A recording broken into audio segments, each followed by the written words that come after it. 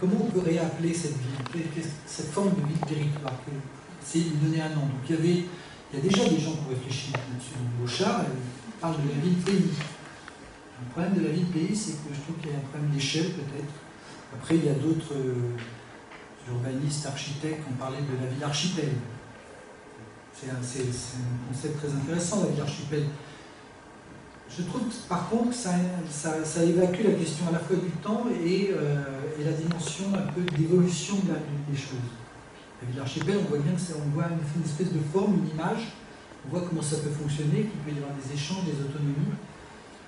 Et c'est pour ça que j'ai proposé comme terme le terme de contrification.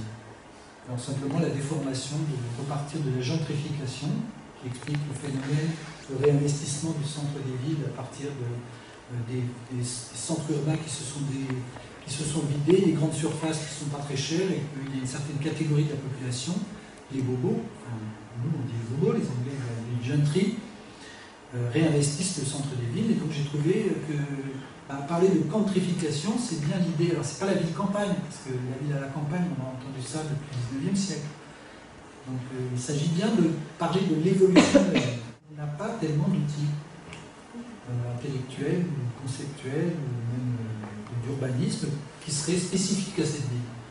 D'ailleurs, est-ce qu'il en faut vraiment? Pour moi, la question n'est pas réglée.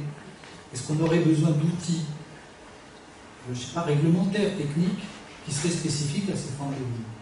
Peut-être que les outils qu'on utilise, même pour la métropole, peuvent être les mêmes dans cette ville-là. Donc je pense que ça, c'est un des éléments de disputation. Dans les séminaires de l'université permanente, dans l'atelier urbanisme, on a toujours utilisé des outils. Alors on a utilisé par exemple l'outil prospective, l'outil conseil. Donc alors peut-être d'ailleurs on a ce débat avec Elisabeth, peut-être que ça ne suffit pas, je veux dire 2 jours de questionnement à partir de ça pour maîtriser l'outil.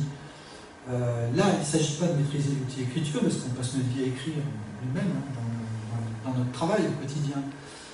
C'est plutôt l'outil, il ne s'agit pas d'une production littéraire, là on ne va pas produire en une journée des textes qui vont être les Graals de l'état de Concurrent, voilà, pas du tout. Il s'agit simplement de se confronter, de comment interroger nos pratiques avec un outil dont on n'a pas vraiment l'usage, qu'on utilise sans l'avoir construit, sans l'avoir expérimenté, à travers notre propre cursus personnel, universitaire, de formation.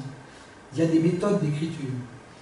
Donc c'est plus à apprendre, se confronter à la technique, à des outils, à des professionnels de l'écriture, pour ensuite, quand on reviendra dans nous, se reposer, comment on écrit, comment on conceptualise, qu'est-ce qu'on peut dire là-dessus. Le laboratoire numéro 1, c'est sur la forme urbaine, le laboratoire numéro 2, c'est sur les paysages, et le laboratoire numéro 3, c'est sur la ville, le territoire et société. Donc la disputation, ça veut dire que ce n'est pas un échange entre l'intervenant et les questions-réponses, etc., comme on fait d'habitude dans les colloques, où en fait, voilà, ça... Là, c'est l'idée que vous allez mettre à ce moment-là les éléments, les réflexions, les outils, les pratiques, en très peu de mots, qui vont servir au travail de rédaction.